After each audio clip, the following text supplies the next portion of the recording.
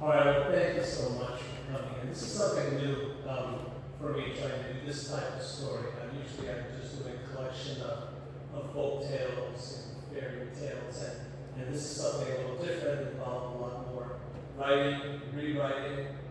As a couple people know, I was rewriting until about almost 4 o'clock today, and even when I got here, I still had a pen, so I'm putting away pen. We'll just kind of get started. I do have papers in front to kind of help me with this, because I have everything memorized. I do a little bit more like a reader's theater approach, where it kind of takes me back to high school when I was on speech team. The speech team, we didn't have debate, but we had things like, well, my events were prose reading and poetry. So it was a lot of fun. That was back in about 1976 or so.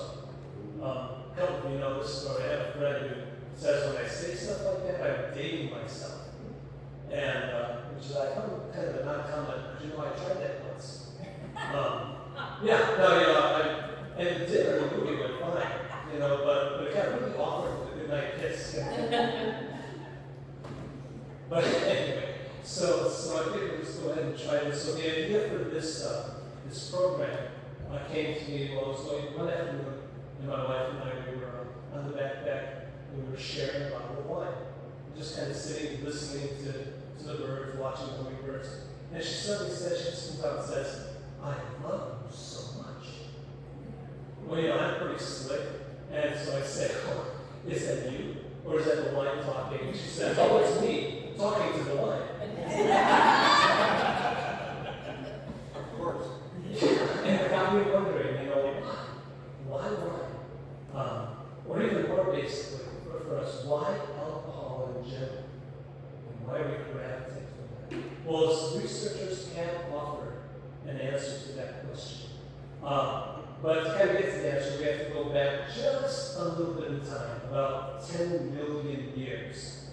Give or take a week or two. To what scientists call the drunken monkey hypothesis. So this is the idea, the theory, that our primate ancestors evolved to, basically eat rotting fruit. So it came about like this, as the primates as ancestors maybe our old simian grandparents were kind of leaving the trees to get down to the ground, right? To kind of forage on the ground, probably due to climate change. And they're foraging around, looking for stuff to eat. And these fallen fruits were attacked by ambient yeast. And they would begin to ferment, producing CO2 and ethanol, or as we might call it, alcohol. Yeah, the good stuff. These prehistoric simians, were attracted to their keen sense of smell, and this presented a real opportunity at that time in the wild as another source of food, except they couldn't properly absorb the nutrients that then matched happens. A mutation in the ADH4 gene, significantly increasing the ability to metabolize alcohol, which meant sugars, meant calories, and it meant survival. And that's the gene. That's the gene that we have today that allows us all to enjoy these glasses of wine right in front of you. So let's have a toast to the ADH4. Yeah. Oh, I have a wine somewhere. Oh, there it is. So that gives us a reason kind of for alcohol in general, all the alcohols, beer and spirits and wine. Wine is special, isn't it? The story of wine is arguably the story of human civilization. So what is it exactly? What's it about this fermented grape juice? It makes it mythologized by nearly every culture. It's written and sung about by poets, physicists, and philosophers. I was looking up a few quotes. Wine is bottled poetry. That was Robert Louis Stevenson. A bottle of wine contains more philosophy than all the books in the world. That was Louis Pasteur. And he's going to put in, we're going to meet Louis again in a little bit here. Here's actually maybe one of my favorites. Wine and sunlight held together by water. That's Galileo. So I think the question is, how did humans begin purposely making wine? So I'm going to kind of jump into that story today. So what we have to do, we have to read these drunken monkeys kind of eating the rough fruit. And we're going to have to just jump ahead just a little bit, about 9,992,000 years or so, to the palace of the legendary King Jamshid, ruler of ancient Persia, revered for ushering in a 300-year golden age, introducing arts, medicine, and civilization. And the catalyst of this golden age was a potentially tragic moment that turned into a happiness. So the story goes that a woman, a princess perhaps, Guli by name, well, she was a member of the king's more intimate social circle, a favorite actually, but she was a bad one. She suffered from terrible headaches, migraines, for days at a time, leaving her in pain and depressed. And while King Jamshid was not unsympathetic, he'd stopped inviting her over for conversation, which just made her feel worse. So she took to sitting alone in her dark chambers, eyes closed, head and hands, sighing despondently. We've all been there before, right? And consequently, everyone pretty much steered clear. And so she spent all her time alone in the dark. What's to say? Now, it happens that King Jamshid was very fond of grapes. He had jars and jars of them stored up in the royal pantry. And one day, as usual, he called for a jar to have his lunch. A servant brought it to the table, opened it, and then just sat back in shock because the contents they were flowing, bubbling, and it was a strange odor, unpleasant, emanating from the jar.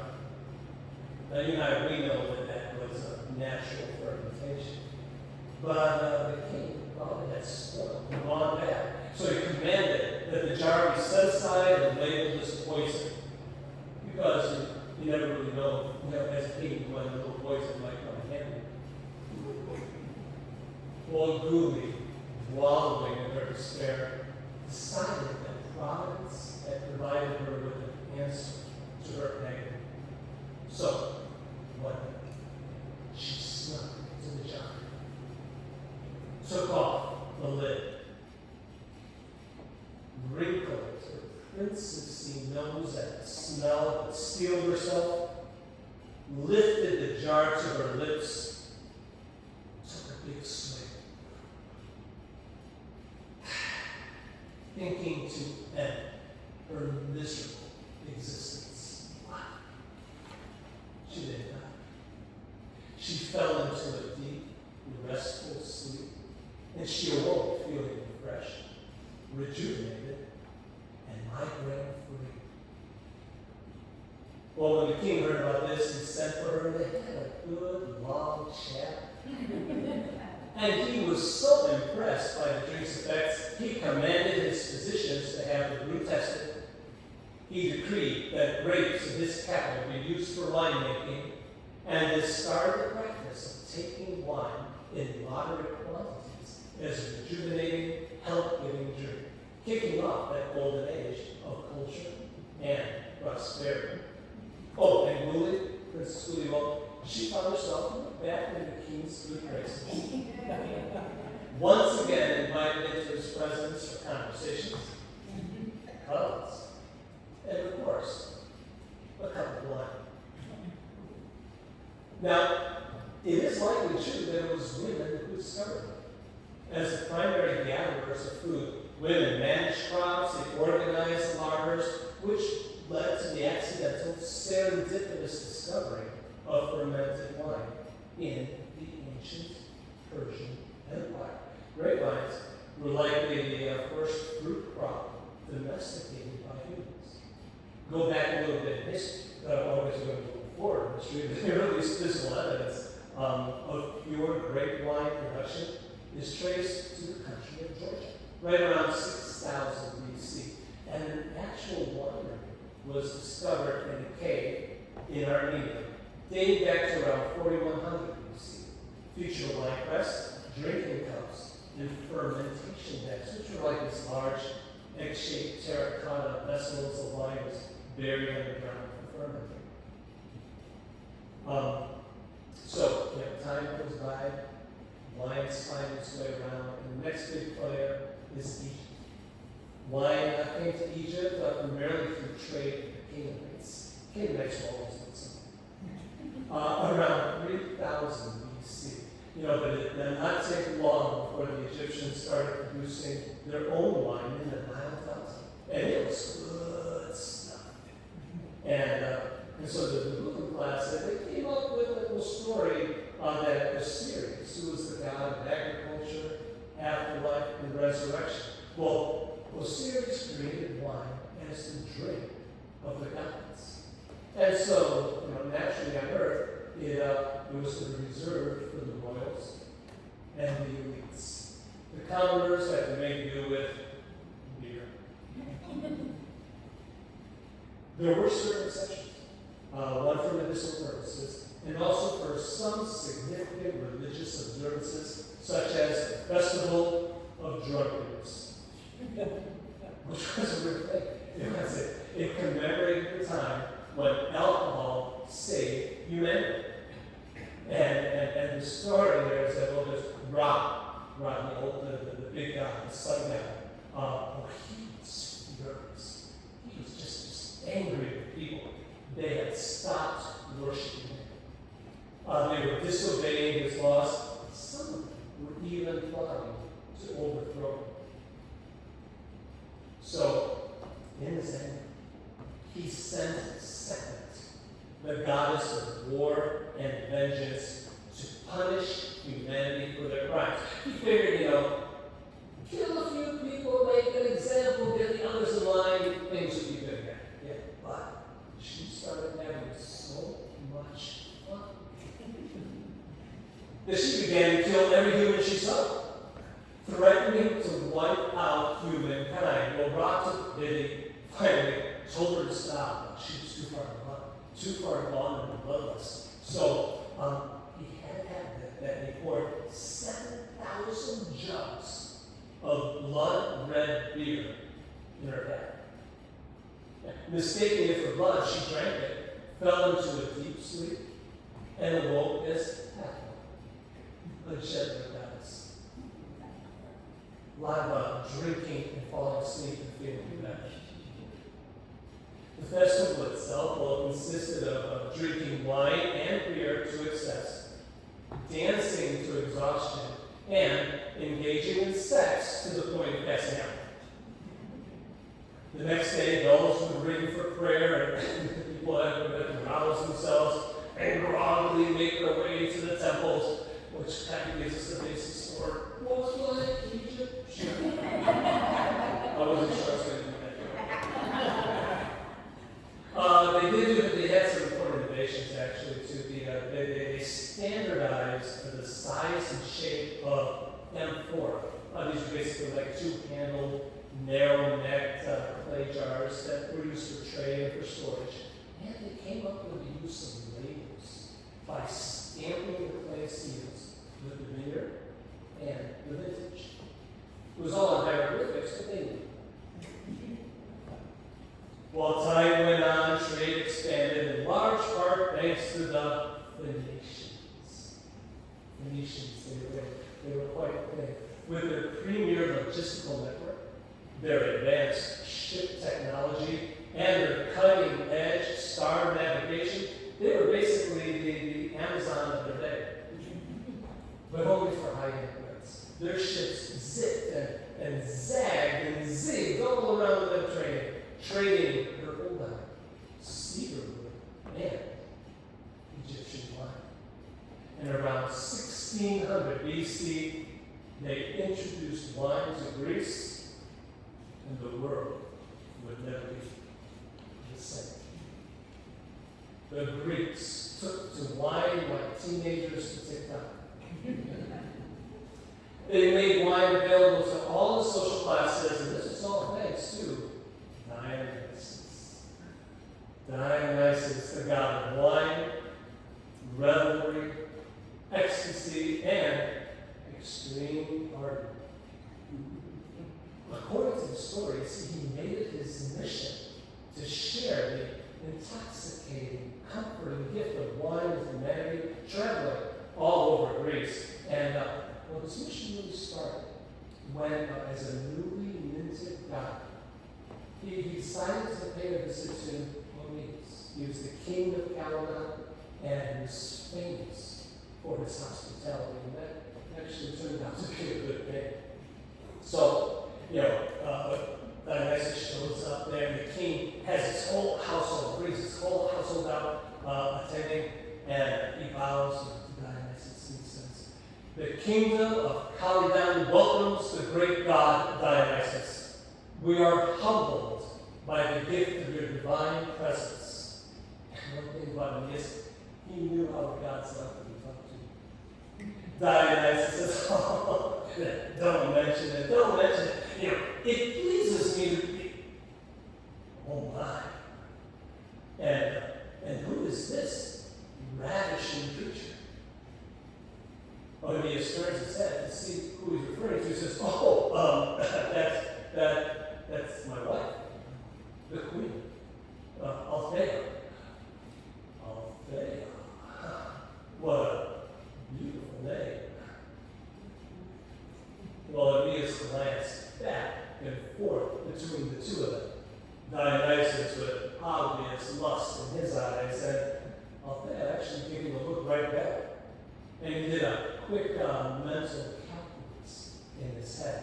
So that evening, after the royal feast, he announced that, regretfully, he'd forgotten that he had to go on a business trip to perform some sacred rites, which would take him out of town for a few days, but he was sure that Althea would be glad to show Dionysus around. And he just figured that all things considered, it was in everyone's best interest to just get out of the way for a moment. When he returned, Dionysus, looking quite mellow and very relaxed, gave Aeneas a great wine in gratitude for all the hospitality. He showed him how to cultivate it, and he decreed that from then on, the elixir we call oios, or in modern Greek, eos, the Greek word for wine, in honor of the king. And to this day, we still use the word enophile to describe the wine connoisseur. I see about a dozen, right? And, interestingly, again, it was women who spread the worship of Dionysus and the culture of wine through Greece. They were called maenads, which kind of translates to the frenzied ones. So, in the midst of mythology, they're just cast as raving, wild, supernatural figures who, driven to divine ecstasy by Dionysus, danced naked through the fields and mountains, possessed superhuman strength, called up spouts of wine and honey from the earth, and tore apart animals and people with their bare hands. In reality, maenads were mostly respectable citizens, wives and mothers, and they functioned as legitimate princesses, attending these festivals as part of their community's religious obligations. But these festivals were ecstatic, often orgiastic rituals. As I say, they were orgiastic, where women were able to briefly escape their domestic lives to drink, dance, and bask in the divine and carnal aspect of the god Dionysus. Yeah. So basically, a lot of dancing, a lot of sex, and just having a good time. But what this symbolized was the untamed facets of nature, the disruptive power of wine, and the liberation of women from conventional societal classical roads. Yeah, so it's like a woman's empowerment. It's like, one more thing was important with the Greeks was something that they called symposium. The Greek symposium, and that basically translates to drinking party. And this is it's a ritualized, exclusively male, so they weren't all that progressive at this point. Exclusively male, aristocratic social gathering. It focused on educated conversation, philosophical discussion, poetry, politics, and heavy drinking of diluted wine. In the Greek culture, it's considered barbaric to drink full strength wine. Only those guys have it. This institution is vital to the development of Greek literature, democratic ideas. You know, in a lot of ways, it's the foundation for democracy as we think about it today, or the way we thought about it. Well, things went pretty well for, I don't know, let's say about 1,000 years. Until one day, some new neighbors showed up. Started making trouble. Italians. And quicker than you can say Spontaneous. Rome conquered Greece, 146 BC, in the summer. I'm going to say it was August 11th, was what happened. They appropriated Greek culture, religion, and of course, wine. You know, they came up actually with some important innovations of their own, which included wooden barrels and rudimentary glass bottles.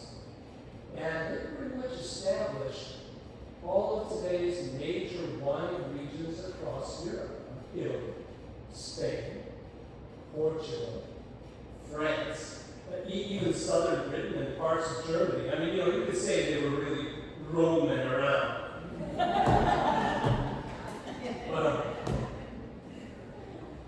And they diluted their wine too, just as the Greeks did, and they promoted moderation through a myth about Bacchus, which was their myth, the Dionysus. So while Bacchus was going on his journeys, he noticed this unusual plant growing in the ground, and he pulled it up and took it with him, and he had to find a place to put it. So he found a little hollow bird boat, and he put the plant in there. It was doing well, but it grew really quickly, and its roots, became exposed. So he knew he had to find a better place for it. So when he's walking around, he sees this hollow lion boat just lying there. So he picks that up and puts the plants in there. Same thing happened. You know, it was doing okay, but it grew really fast. The roots became all exposed. He's getting a little frustrated with this thing, but he tried it. He finds a hollow donkey. Picks that up, puts the plants in there, and he found the right hole for it. It did well, it grew right, and eventually became a grape. So it's kind of like a moral story. So according to Bacchus, what we've taken that is that if people drink moderately, they'll be happy to seem like birds. Drinking more, turn them into lions, go around seeking out trouble. Drink too much, and then we become like donkeys, committing all kinds of stupidities. All right, I've been there. Anybody? Am I the only one? Or am I the only one admitting it? Anybody want some more checkers at this table, by the way? Well, so what goes around comes around, right? Yeah, like pleasure. And the Roman Empire came to its inevitable end. It's about 476 AD. And wine culture could have been lost in the Middle Ages, but an unlikely hero swoops in the form of the Catholic Church. Specifically, Cistercian and Benedictine monks. Now, originally this was for liturgical purposes, but over time, they got more and more invested in the wine processes. Medieval monasteries became research and development labs. They planned out vineyards, lot by lot, observed the differences in taste from one site to another, took meticulous notes, pretty much invented the whole concept of terroir, right? The sense of place that influences taste, aroma, and character of wine. Now, as you might guess, this wine was pre-developed stuff, so it was kept in locked cellars, right, which could only be accessed with a special key, which, of course, only the monks had. So these were their, say it, you know what, monk keys. That brings us right back from the drunken monkeys to the monks. It's all full circle. That's why I gave you more checklists. Well, so as we get to the modern era, things start moving fast.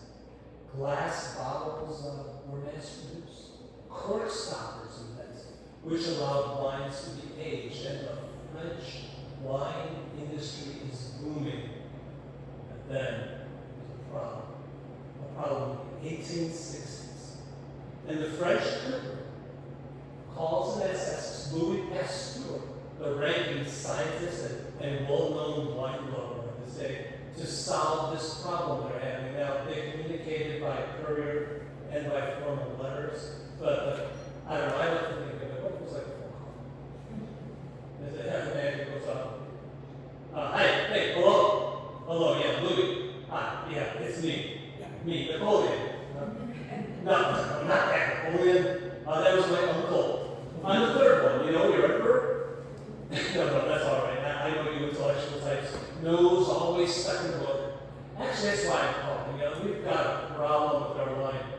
It's getting all sour and vinegary. It's just really messing up our trade, taking a big hole in the budget. I was hoping you'd be willing to take a look at it. What do you think? Louis says, stop. You have at the law. Packs up, I thought that'd be a bigger laugh. Packs up his microscopes. Cross that one out. Packs up his microscope, sets up his lab in some company, and after quite a few monkeys, a couple of birds, a little time goes by and suddenly he would say, voila! He identifies a bunch of weird microorganisms, comes up with a way to gently heat the wine to kill the bad bacteria, saving the French wine industry, proving germ theory, and giving us that little technique that we call pasteurization. So that kind of brings us back to wine as the basis of our civilization. Right? It spans thousands of years, served as a pillar of ancient Greek and Roman culture, and as a key Christian religious symbol. In Greece, symposium kind of laid the foundation for democracy, philosophy, even literacy. Literacy owes a debt to wine because Gutenberg used a wine press to make the first printing press.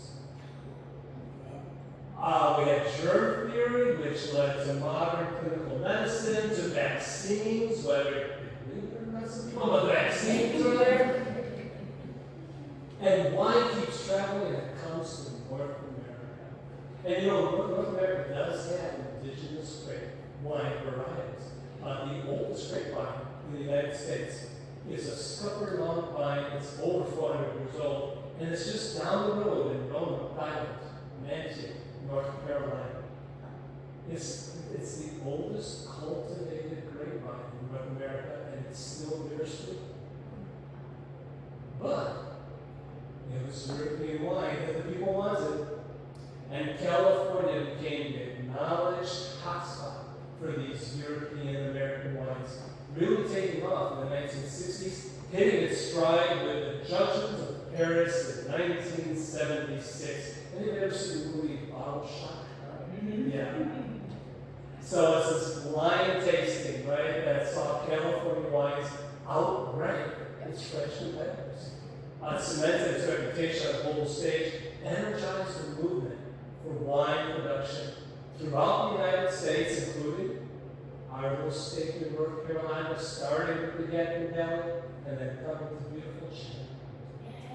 With Fire Clay.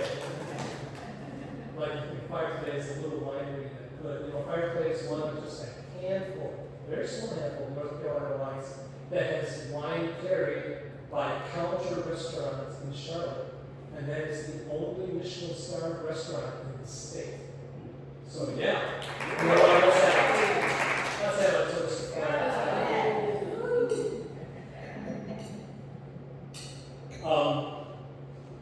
I have an only an American story that I want to share with you since we're in America, and we'll be nearing the end of this. But in 1989, there was a wine merchant, Bill Sotland was his name.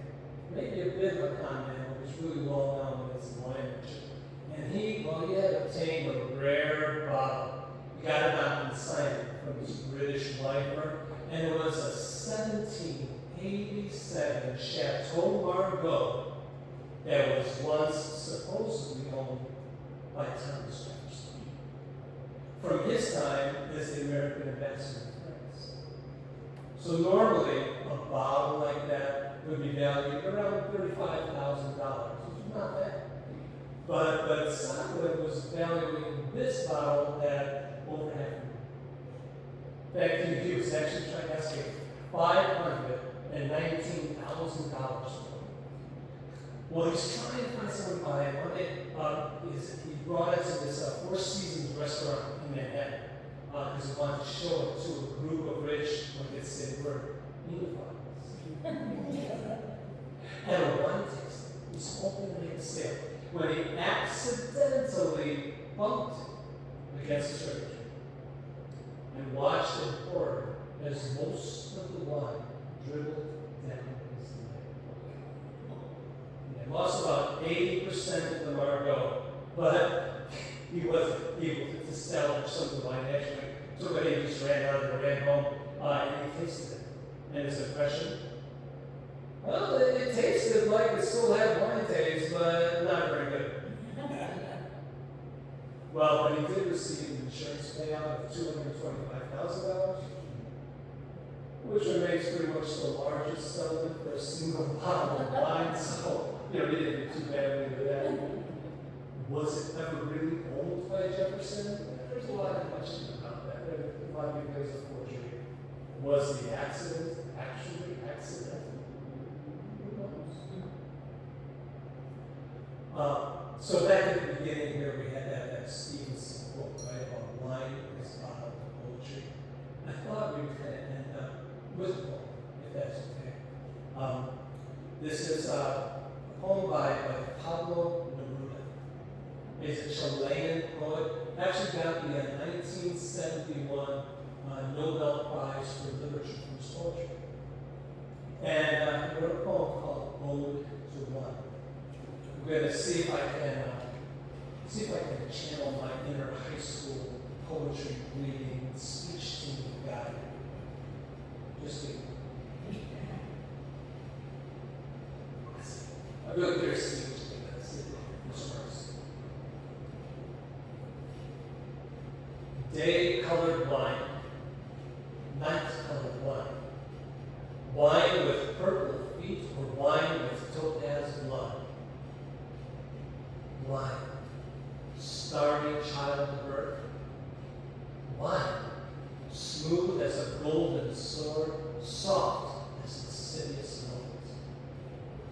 Wine, spiral seashell and full of wonder. Endless, murmur. Never has one goblet contained one song, one man.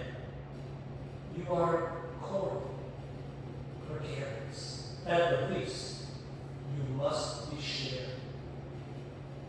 At times, you feed on mortal memories. Your wave carries us from tomb to tomb, stone cutter of icy sepulchres, and we weep transitory tears.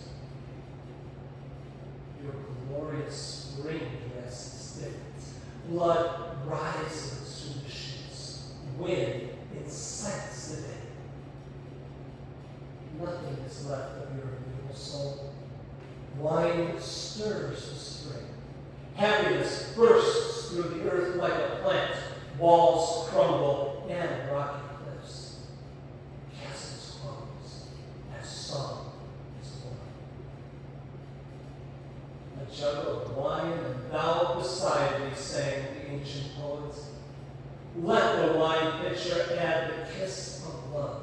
It's own. But you are more than love. The fiery kiss, the heat of fire, more than the wine of life. You are the community of men, translucence, chorus of discipline, abundance of flowers. I like on the table, when we're speaking, the light of a bottle of intelligent wine. Drink it, and remember, in every drop of gold, in every topaz glass, in every purple ladle, that also labored to fill the vessel with wine, and in the ritual of his office, let the simple man remember to think of the soil and his duty to propagate the canto of the love. Cheers.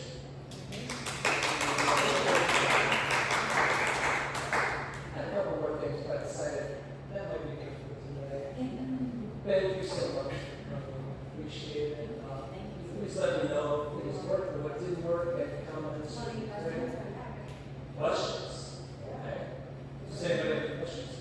How much do I drink? No, it's not. You didn't have enough time to go over all the wine. You didn't have enough time to go over all the wines in it. Oh, exactly, yeah. All right, thank you.